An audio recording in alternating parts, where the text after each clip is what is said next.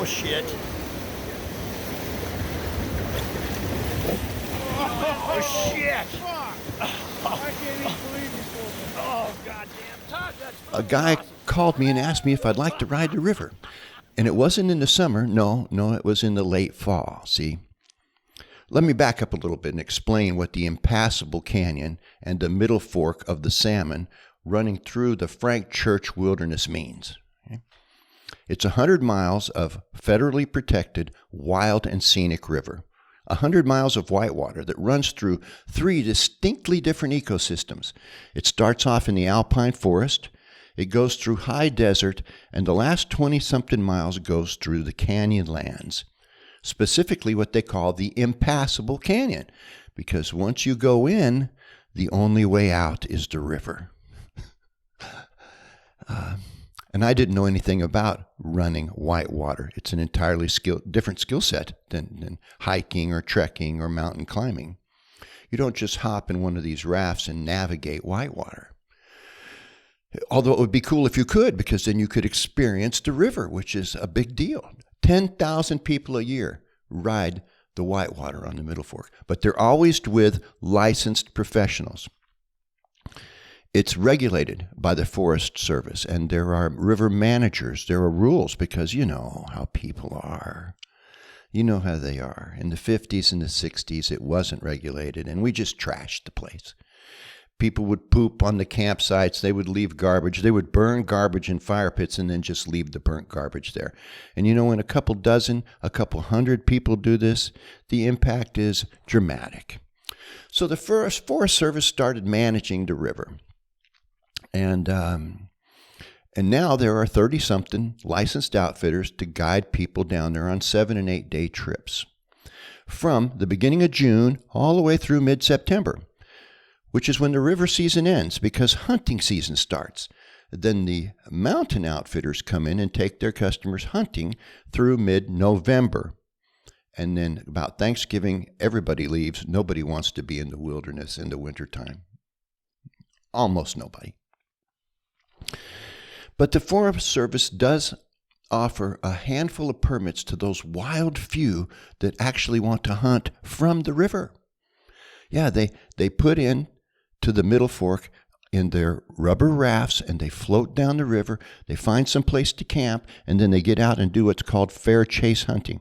Because there's no machines allowed. There's no ATVs or Jeeps or anything. These guys make a camp and then they go over the ridges and into the mountains to chase the deer and the elk. Serious hunters, big game hunters. And one of them called me that summer of 2019 and said, "Hey, Taylor, maybe you'd like to do the river." I said, "Well, I have never done the river. Been here 5 years, but nobody ever invited me to participate." "Well, you're invited to go with us. I got some old friends from high school coming up. We're going to do the Middle Fork. We're going to do a hunt in November, and we have a seat that's open. We'd like to share it with you," which was very exciting, except one little thing. The guy's name was Squat. I don't know. Maybe it's prejudicial. Maybe it was just a first impression thing, but Squat is not the nickname that inspires confidence on such a wild and crazy adventure. I mean, what was Squat's skill sets? Did Squat have equipment? What kind of repair? What kind of condition was Squat's gear in? I had no idea. And I should be hesitant because once you get to the Impassable Canyon, the only way out is the river. But I allowed myself to say yes. And if there's a lesson in this episode, that's it.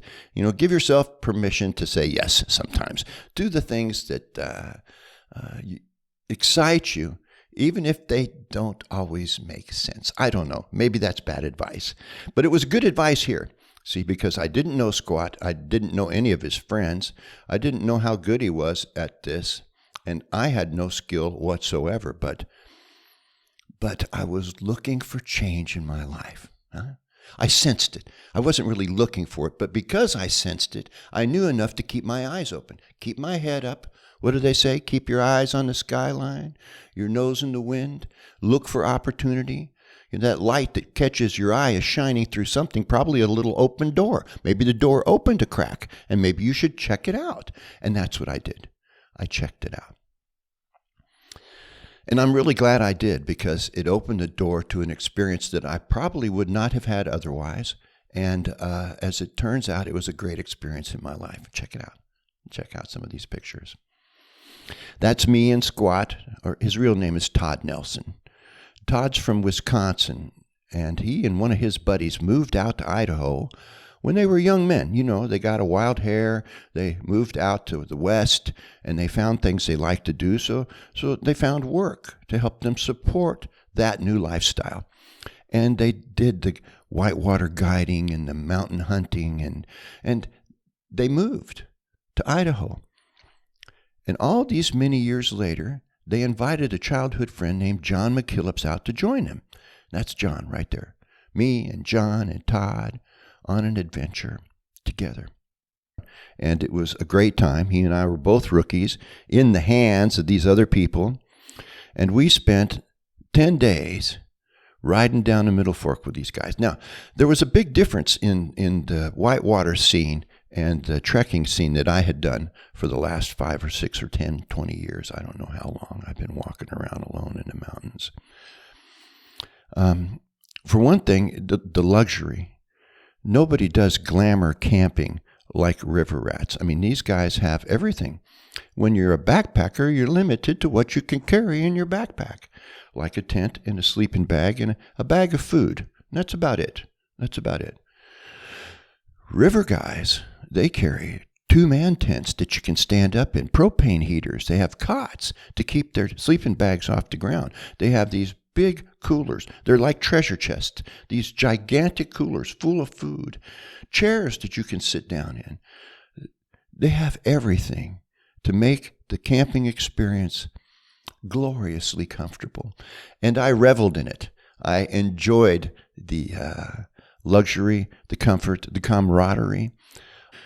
So we did the Whitewater down past Tappan, past Camas Creek, all these places that I had spent the last 5 years hiking, I was now able to see from the river, and it looked different.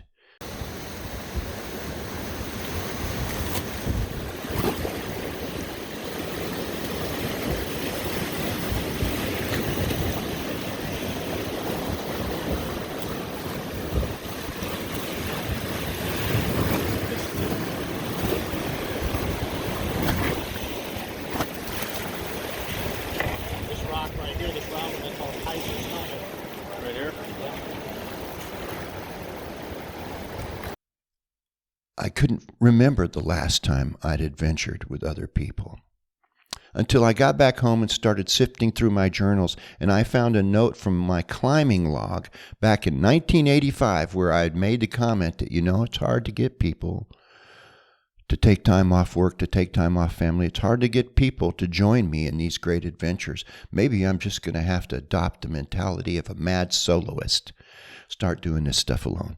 I said that in one of these journals back in 1985. So I had been going solo for a long, long time, and it wasn't until I gave myself permission to try something different that I realized I'd broken out of that shell, and it was fun. I had fun with Todd. I had fun with this group of guys on the Middle Fork.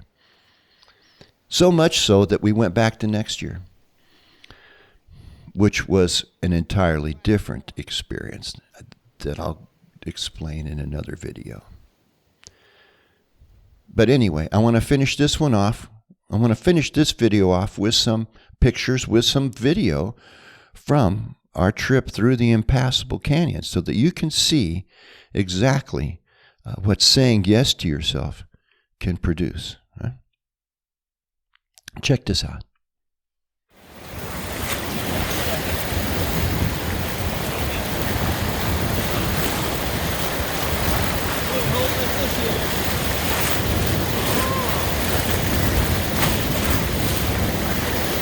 Todd. Woo! Yeah! Whoa! Whoa!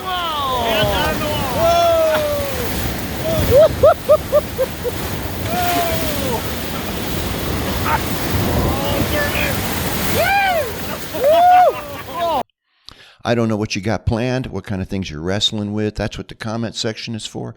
Write something down in the comments. Tell me what kind of ideas you've been considering. Maybe you need a little help saying yes. You know, we're here to help you do the things that excite you. We're here to help you live the life you imagine. And so stick around. I'll see you next time here on Living Life on Purpose. Thanks for coming around, and hope to see you soon.